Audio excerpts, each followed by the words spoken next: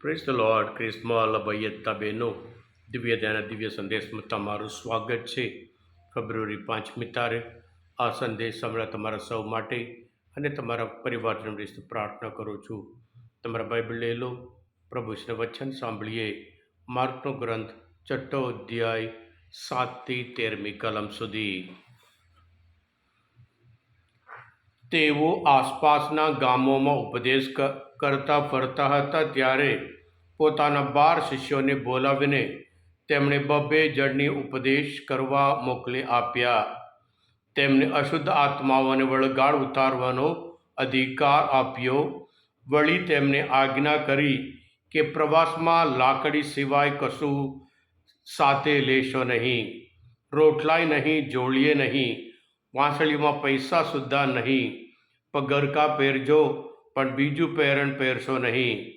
વળી તેમણે કહ્યું, જ્યાં જ્યાં જાઓ ત્યાં જે કોઈ ઘરે ઉતરો ત્યાં બીજે જતા સુધી રહેજો. અને જે કોઈ ગામમાં લોકો તમારું સ્વાગત ન કરે અથવા તમારી વાત કાને ન ધરે, ત્યાંથી નીકળી જજો અને એમને ચેતવવા તમારા પગ ઉપરથી ત્યાંની ધૂળ ખંખેરી નાખજો. એટલે તેઓ નીકળી પડ્યા અને લોકોને હૃદય પલટો કરવાનો ઉપદેશ આપવા લાગ્યા.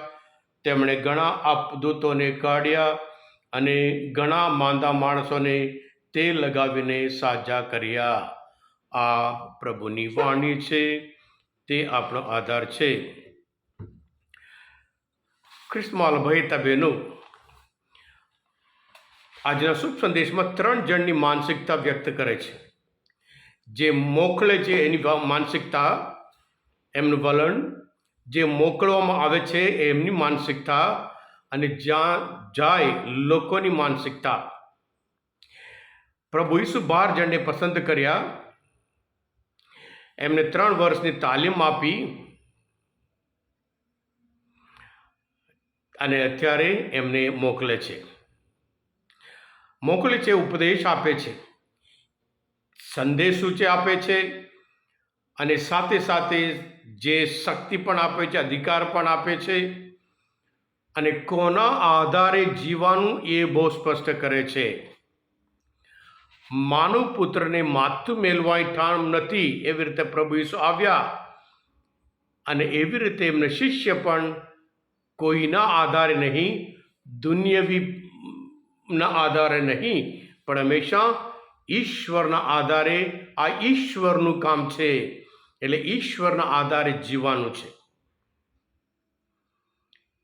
હા ક્રિસ્મલ ભયતા બહેનો, જ્યારે ઈશ્વરના આધારે જીવીએ ત્યારે શક્તિ ઈશ્વર આપે છે, સફળતા ઈશ્વર આપે છે.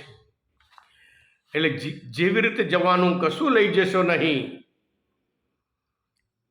બહુ અદ્ભુત વાત કહેવાય છે. એ બતાવે છે આપણે લોકોનો આધારે આપણે જતા નહીં, ઈશ્વરને આધાર રાખીને આપણે જઈએ છીએ. અને એમાં તેઓ સફળ બન્યા.